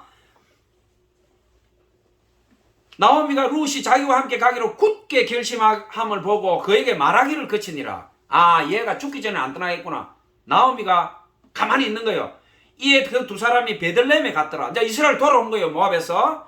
베들레헴에 이를 때에 온 성읍이 그들로 말미암아 떠들며 이르길래 이가 나오미냐 하는지라. 나오미가 그들에게 이르되 나를 나오미라 부르지 말고 나를 마라라 부르라. 이는 전능자가 나를 심히 괴롭게 하셨습니다. 나오미는 이스라엘에 있을 때 부자였어요.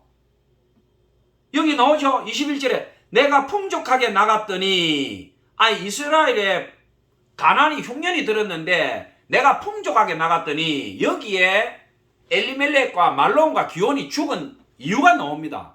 내가 풍족하게 나갔더니, 이 말이 뭐예요? 이스라엘 땅에 기근이 들고 흉년이 들어서 옆에서는 굶어 죽고 난리가 났는데 사사시대에 엘리멜렉이 도망을 가버렸다 이 말이에요. 자기는 돈도 많고 부유한데. 나오미가 얘기하죠. 내가 풍족하게 나갔더니 내가 부자로 나갔다 이 말이에요. 이스라엘 땅에서 흉년과 기근이 들었는데 엘리멜렉하고 말론과 기온, 이 부자가 돼가지고 이웃한테 자기들이 부가 있으면 나누고 양식이 있으면 나누어 주고 어떻게 했든지 그 어려움을 같이 극복해야 되는데 돈과 양식과 그걸 가지고 도망가봤다 이 말이에요. 도망가봤다 이 말이에요. 엘리멜렉과 두 아들이. 나오미가 얘기하죠. 나오미 이름이 뭐예요? 희망, 웃음, 행복, 미소 이런 뜻이에요. 나오미한테 가난이 없어. 엘리멜렉이 유력한 자였다 이 말이에요. 부유한 자였다. 나오미를 아내로 맞을 정도로. 그러니까 오늘 얘기하죠. 이 동네 사람들이 이 사람이 나오미냐 이게. 이 사람이 우리 동네에서 떵떵거리고 부자였고 엘리멜렉과 말론과 기온 그 아들 데리고 우리 동네에서 한가닥 하던 사람이 나오미인데 남편 죽고 아들 둘 죽고 거지가 돼가 떨어진 옷을 입고 기구한 몰골로 왔다 이 말. 그러니까 이게 나오미냐 동네 사람들이 얘기하는 거예요. 그러니까 나오미가 뭐라 그럽니까? 난 나오미가 아니야. 마라다 이 말. 마라. 선물. 난 저주야. 절망이야. 난 이제 희망, 웃음, 행복이 아니야. 나는 저주받은 자야. 마라. 내한테는 선물밖에 안 나와. 나오미가 얘기하죠. 왜 나를 나오미라고 하지 말아라. 나는 마라다. 1장 22절에 나오미가 모압 지방에서 그의 며느리 모압 여인 룻과 함께 돌아왔는데 그들이 보리 추수할 때 베들레헴에 이르렀더라. 어떻게 됩니까? 두 떼가부가 베들레헴 고향에 왔는데 자기들은 거지가 돼서 떼거리가 없는데 베들레헴에는 풍년이 들어서 추수 때가 됐다 이 말이에요. 자, 제2장에는 뭐냐면 나오미의 이 처절한 신앙 고백이 있고 난 뒤에 하나님께서 아루루 영원한 저주에서 영원한 축복으로 바꾸는 2장에서 그게 시작됩니다. 자, 2장 1절에 나오미의 남편 엘리멜렉의 친족으로 유력한 자가 있으니 그의 이름은 보아스더라. 모압 여인 룻이 나오미에게 이르건대 원하건대 내가 밭으로 가서 내가 누구에게 은혜를 입으면 그를 따라서 이삭을 주겠나이다 하니 나오미가 그에게 있더래 이르되 내 따라 가거라 말하매 룻이 가서 베는 자를 따라 밭에서 이삭을 줍는데 우연히 엘리멜렉의 친족 보아스에게 이르러 그 밭에 이르렀더라. 엘리멜렉은 뭡니까? 자기 시아버지예요. 시아버지 친족 보아스 밭에 갔다는 거죠. 이게 여기 성경에는 우연이라고 하는데 우연은 없어요. 하나님께서 반드시 이 룻이 보아스 밭에 가도록 인도한 거예요. 자, 2장 4절에 마침 보아스가 베들레헴에서부터 와서 베는 자들에게 이르되 여호와께서 너희와 함께 하시기를 원하노라 하니 그들이 대답하되 여호와께서 당신에게 복 주시기를 원하나이다. 바루루. 이 뭐냐면 보아스가 주인인데 일하는 일꾼들에게 이 이스라엘인들의 인사예요. 여호와께서 너희에게 복 주기를 원하노라. 바루루. 그러면 이 종들도 어떻게 합니까? 주인이시여 하나님께서 당신에게 복 주기를 원하나이다. 인사해요. 멋있잖아요. 항상 여호와 하나님 들어가요.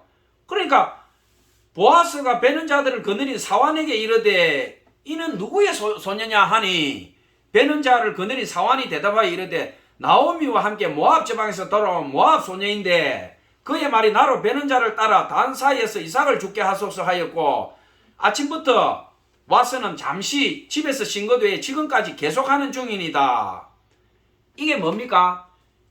일꾼들을 갖다가 감독하는 사환, 감독이 있는데 보아스가 그 감독한테 못 보던 얼굴이 있는 거예요. 젊은 여자 하나가 와서 이삭을 죽고 있는데 저 여자가 누구냐 하니까 그 감독이 얘기하기를 저 모압에서 돌아온 나오미의 며느리인데 아침부터 와서 지금 죽고 있는데 대충 좀 쉬어가면서 해도 되는데 이 더운데 말이지 쉬지도 안 하고 지금 계속 일을 하고 있다. 보아스한테 지금 칭찬하고 있는 거예요. 그러니까 보아스가 뭐라고 하냐면 루시에게 이르되 내 딸아 들으라. 여기서도 내 딸아 그러죠.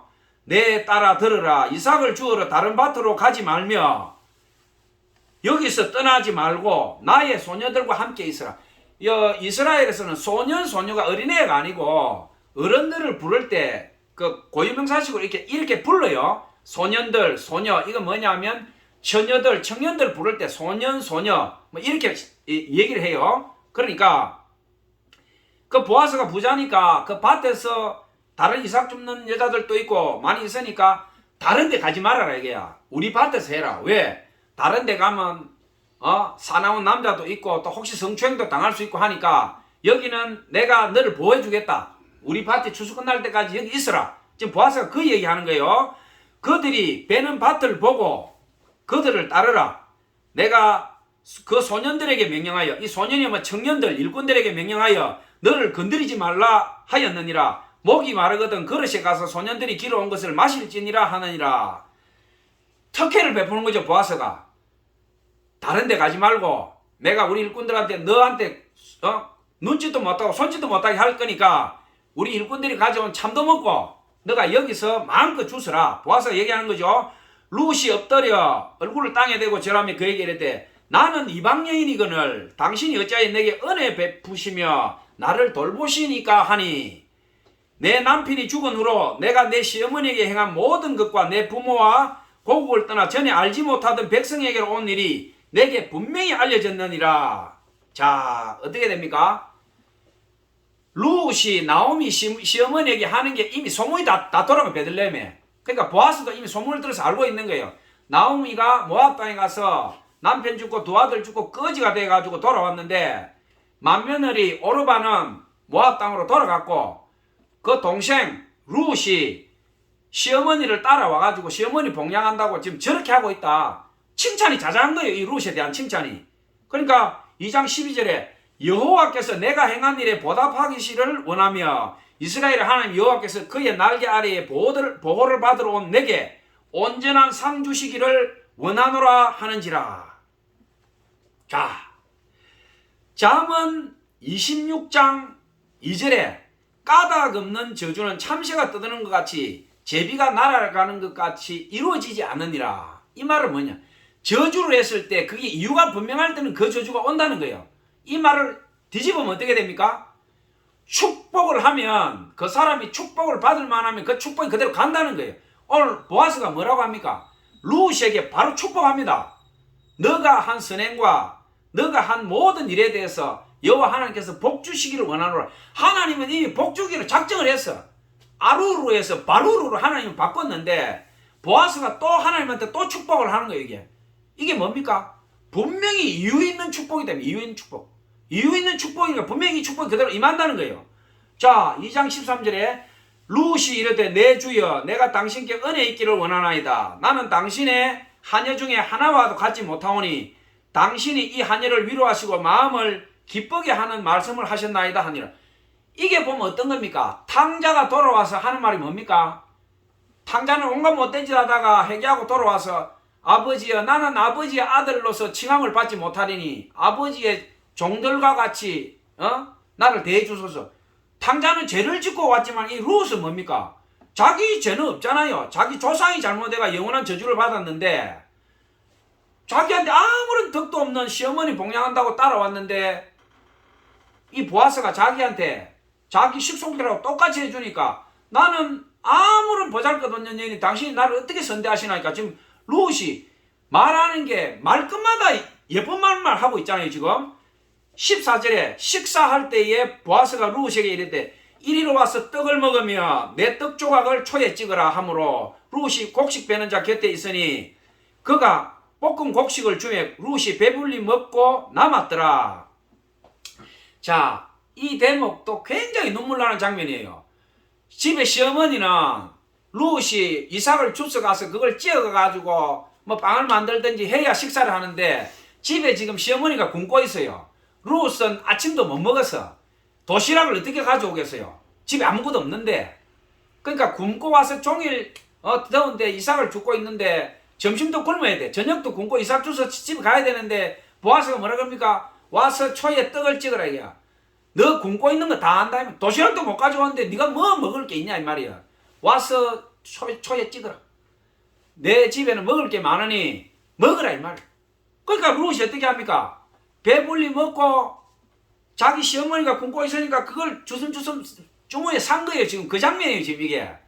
자 17절에 룻이 저녁까지 죽고 그 죽은 것을 터니 보리가 한 에바쯤 되느니라. 한 에바라는 것은 한 광주리 정도 돼요. 리터로 환산하면 한 22리터, 한 23리터 정도 되는데 한 두 말 조금 넘는다고 보면 되죠.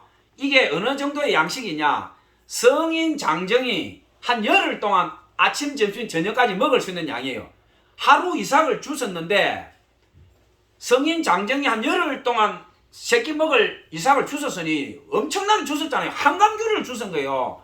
정상적으로 주워가지고는 하루나 이틀치밖에 못 줬는데 이렇게 주운 거는 어떻게 된 거예요? 보아스가 특혜를 베푸는 거예요. 이삭을 막 뽑아가지고 룻이 막 주워갈 수 있게 이삭을 흩뜨리라. 그러니까 룻이 배불리 먹고 시어머니 먹을 것까지 하고 한강주를 주운 거예요.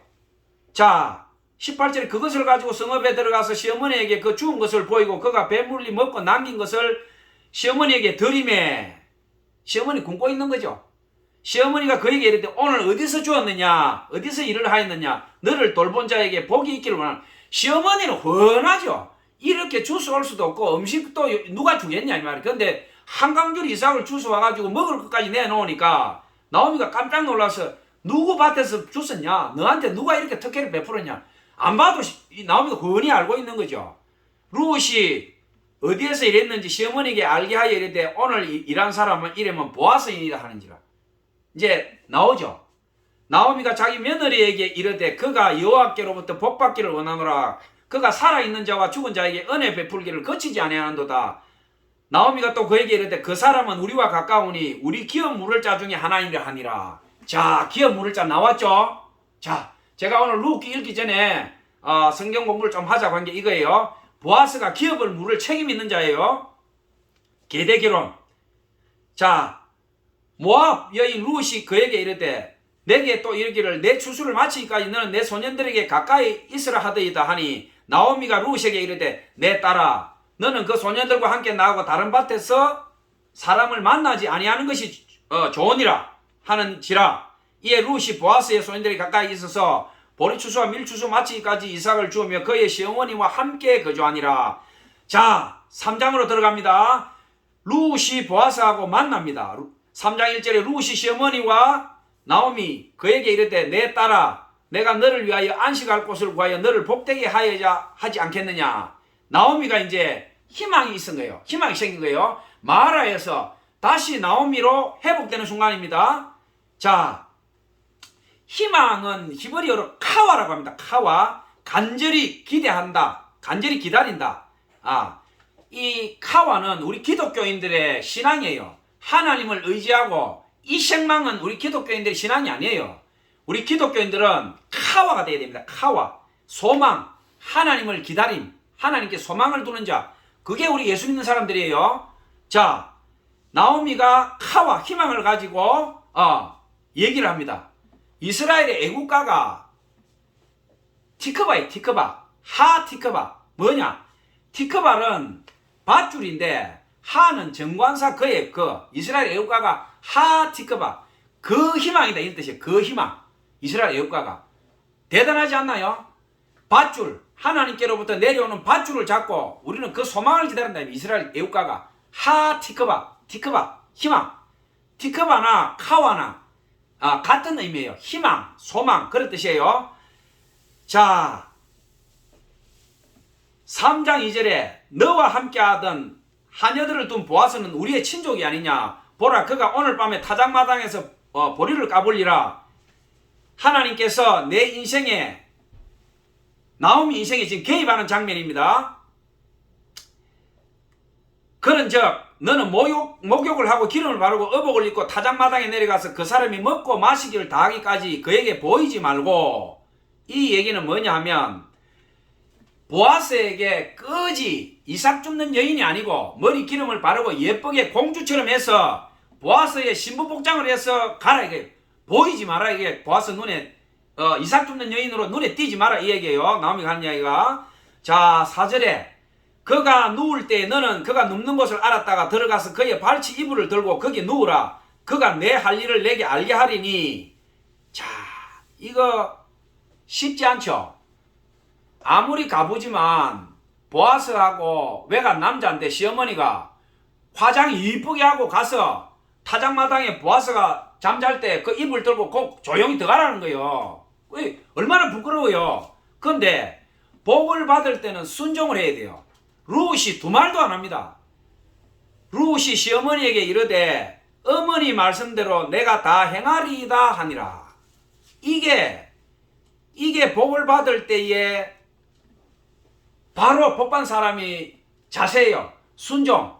우리가 하나님 앞에 예배 드릴 때 또 봉사할 때 내가 힘들고 지치고 어려울지라도 순종이 말씀에 순종하고 따라가야 돼요. 이래서 나 안 해. 이래서 싫어. 그 순종 아니죠. 그럼 복이 왔다가 어떻게 됩니까? 돌아가 봅니다. 거의 다 왔는데 문 앞에서 복이 돌아가 버려요. 룻이 뭐라고 합니까? 부끄럽고 수치스럽고 보아스가 이 모압 이방 여자야. 이 저주받은 딸아. 여기가 어디라고 네가 내 옆에 왔느냐. 꺼져라. 이 뻔한 장면 아니에요. 그런데 룻이 두 말도 안 하고 내가 모욕을 당하면 당하리라. 수치를 당하면 당하리라. 시어머니가 얘기하니 나는 순종하리라. 룻이 두 말도 안 하고 갑니다. 그가 타작마당으로 내려가서 시어머니의 명령대로 다 하니라.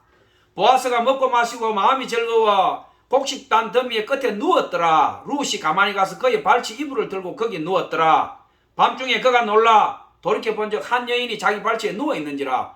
왜 타작마당에 보아스가 누워있느냐. 이거는 이스라엘의 추수 문화예요. 타작을 하고 곡식을 털어놓으면 도둑이 와서 훔쳐가니까 타작마당에 주인이 와서 반드시 잠을 자요. 그러니까 이게 이스라엘의 타작 추수 문화예요. 밤중에 보아스가 일하고 지쳐서 자다가 일어나 보니까 웬 예쁜 여자가 하나 누워있단 말이야. 이불에. 이르되 내가 누구냐 하니 대답하되 나는 당신의 여종 룻이오니 당신의 옷자락을 펴 당신의 여종을 덮어소서. 이는 당신이 기업 물을 자가 됨이니이다. 기업 물을 자. 룻이 얘기하죠. 그가 이르되 내 딸아 여호와께서 내게 복 주시기를 원하노라. 내가 가난하건 부하건 젊은 자를 따르지 아니하였으니 너가 내 시어머니에게 베푼 인애가 처음보다 나중이 더하도다. 보아스가 이 더러운 모압 여자야. 네가 어디라고 여기 들어왔느냐. 보아스가 쫓아내지 않죠. 보아스가 뭐라 그럽니까?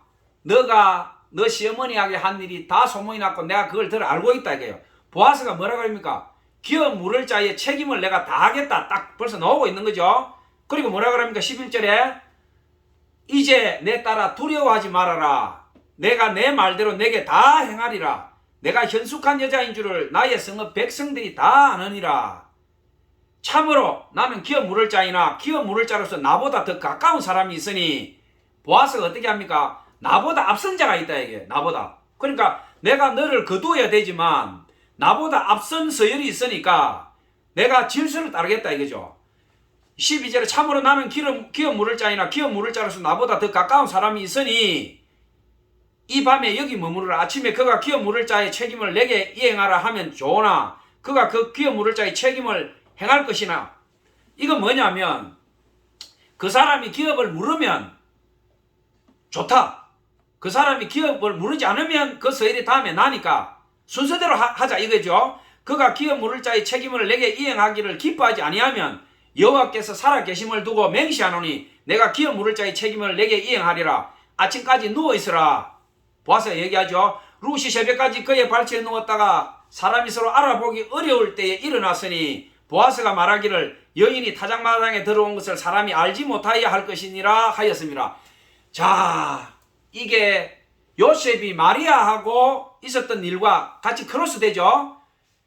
이스라엘은 결혼을 바로 안 해요. 약혼하고 1년이나 2년 뒤에 결혼하는데 왜냐? 그 전에 임신하거나 부정한 것이 드러나나 안 드러나나 확인하는 시간이에요. 그 1년에서 2년이. 그런데 보아스가 뭐라 그럽니까? 기업 물을 자 순번이 더 빠른 사람이 있는데 너가 지금 내 타작마당에 들어왔다는 걸 사람들이 알면 기업 물을 자가 볼 때 너는 이미 내하고 동침한 여자니까 부정한 여자다 이 말이야. 그러니까 너가 골치 아프다 이 말이야. 그러니까 조용히 있다가 소리 없이 가라. 그 말이죠. 요셉이 마리아가 임신한 걸 보고 요셉이 어떻게 했습니까? 그러면 약혼자가 이스라엘에서는 돌로 쳐 죽이거나 불질러 벌려도 돼요. 근데 요셉이 어떻게 합니까? 의로운 자라 조용히 파혼하고자 하여. 보아스도 똑같이 하고 있죠 지금. 자, 내 겉옷을 가져다가 펴라. 자본이 6번 들어 룻에게 지워주고 성읍으로 들어가니라. 룻이 시어머니에게 가니 그가 이르되 내 딸아 어떻게 되었느냐 하니 룻이 그 사람이 자기에게 행한 것을 다 알리고 이르되 그가 내게 이 보리를 6번 되어주며 빈손으로 시어머니에게 가지 말라 하더이다. 이에 시어머니가 내 딸아 이 사건이 어떻게 될지 가만히 앉아있으라. 그 사람이 오늘 이 일을 성취하기 전에는 쉬지 아니하리라. 자, 룻기 4장입니다. 이게 이제 하나님의 아루루 영원한 저주가 바루루로 바뀌는 건데 학가이 학계 축제입니다. 이 4장이 축제. 켈룰라는 뭐냐? 결혼. 켈룰라를 히브리어로 결혼이라고 이야기하는데 이스라엘에서는 키두신이라고 합니다. 키두신은 뭐냐? 성스럽게 된다. 왜 키두신이냐? 하나님께서 인간 아담을 만드시고 제일 먼저 처음에 한 게 뭐냐면 생육하고 번성하라 했어요. 그러니까 하나님의 첫 번째 명령을 수행한다.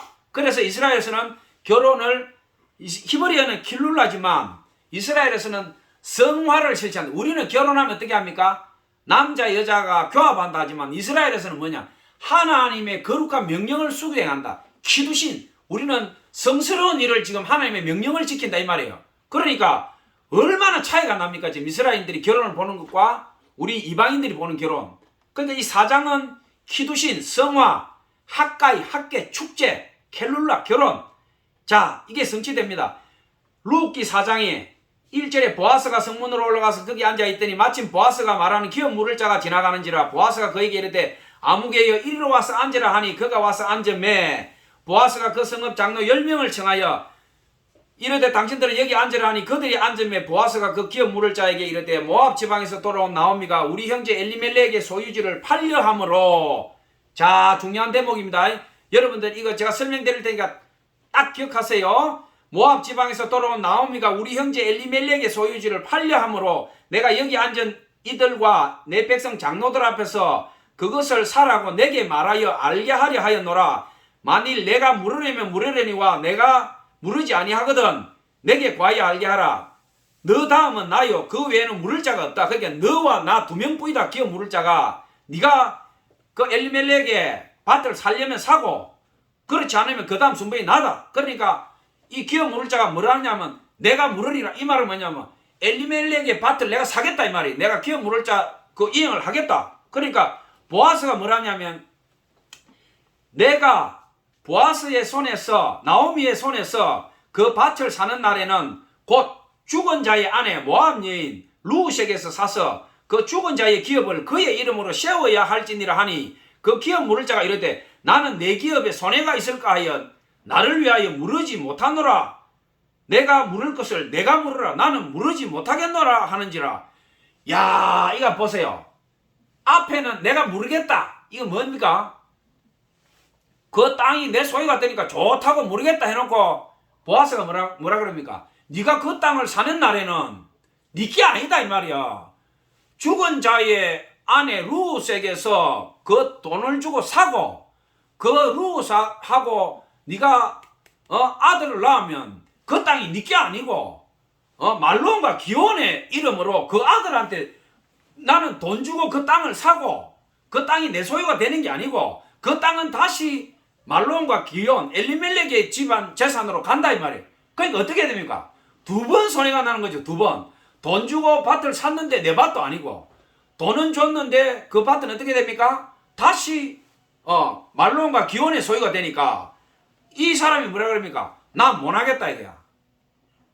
자, 그러니까 옛적 이스라엘 중에는 모든 것을 무르거나 교환하는 일에 확정하기 위하여 사람이 그의 신분을 벗어 그 이웃에게 주더니 이것이 이스라엘 중에 정명한 전례가 되는지라. 이에 그 기업 물을 자가 보아스에게 이르되 내가 너를 위하여 살아 하고 그 신을 벗는지라.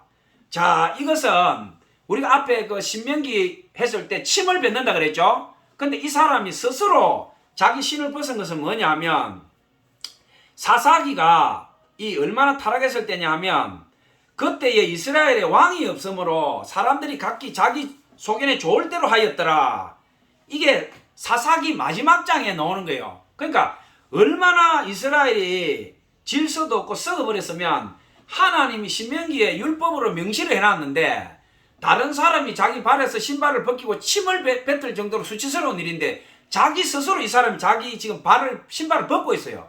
그러니까 이 정도로 썩어 문드러졌다 이거 이 당시가. 자, 9절에 보면 보아스가 장로들과 모든 백성에게 이르되 내가 엘리멜렉과 기온과 말론에게 있던 모든 것을 나오미에서 손에서 산 일에 너희가 오늘 정인이 되었고, 보아스는 정반대로 합니다. 자기가 돈 주고 사서 다시 나오미에게 돌려주고 말론과 기온 그 재산을 루시에게서 아들 낳으면 돌려주겠다는 거죠. 보아스가 내가 정인이 되겠다. 너희들이 정인 서라 이거죠. 자, 10절에 또 말론의 아내 모압 여인 룻을 사서 나의 아내로 맞이하고 그 죽은 자의 기업을 그의 이름으로 세워. 나오죠.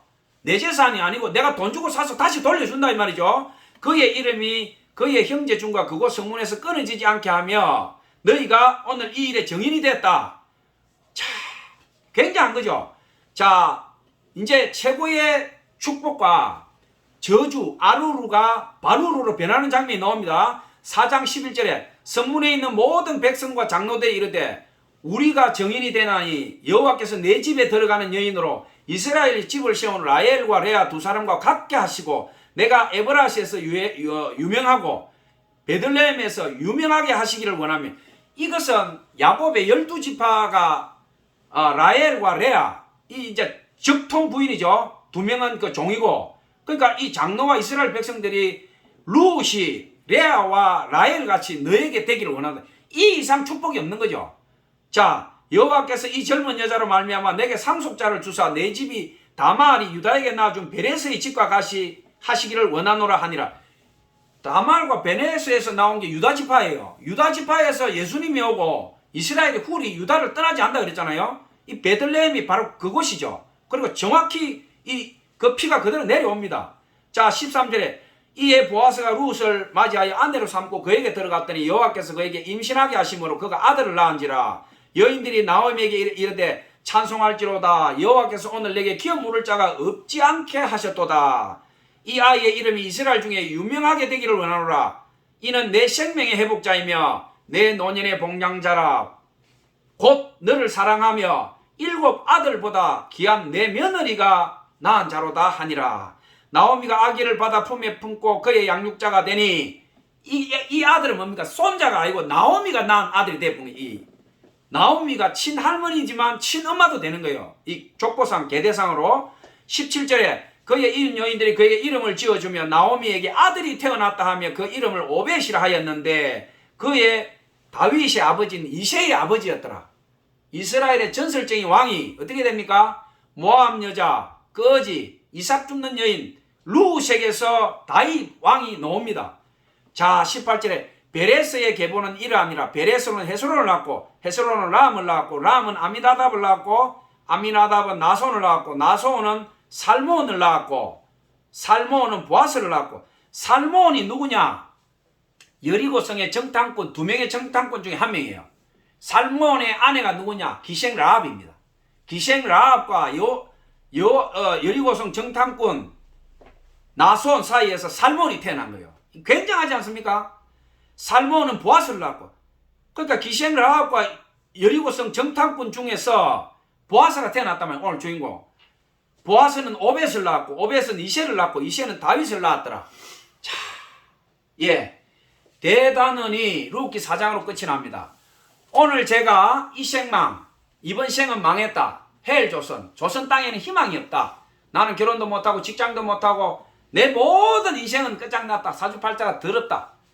자, 오늘 이 말씀을 듣는 여러분들, 룻보다 더한 비극이 여러분에게 일어났습니까? 나오미보다 더한 비극이 일어났습니까? 룻과 나오미가 돈을 벌었습니까? 자기들 운명을 어떻게 하려고 발버둥 친 게 있습니까?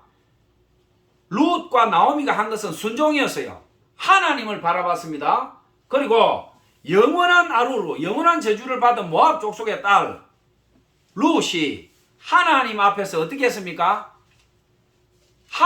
어머니의 백성이 나의 백성이 되고 어머니의 하나님이 나의 하나님이 되시리다. 내가 죽기 전에 어머니를 떠나면 하나님께서 내게 벌을 주고 더 주며 영원한 저주를 내리시기를 원하노라. 하나님께서 이 룻의 신앙 고백과 이 피눈물 나는 룻의 행동, 그 시어머니를 봉양하는 마음, 그리고 영원한 저주를 받았지만 어머니의 하나님이 내 하나님 될 것이다. 영원히 저주받은 모압 족속의 여인이 이 위대한 신앙 고백을 하고 눈물을 흘리면서 따라오는 걸 보고 하나님께서 모압 족속에게 드리워졌던 그 검은 영원한 저주를 벗겨내시고 아루루가 바루루가 되어버렸어요.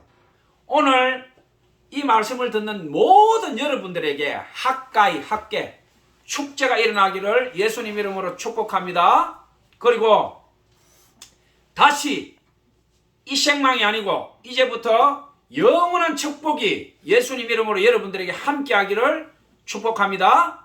룻의 축복과 룻의 그 영원한 신앙 고백과 헌신과 사랑이 여러분의 것이 되길 바랍니다.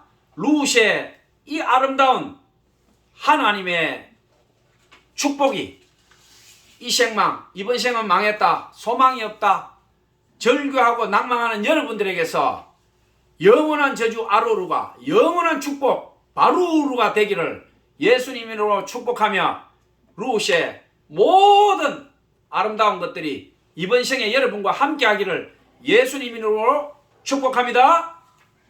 감사합니다.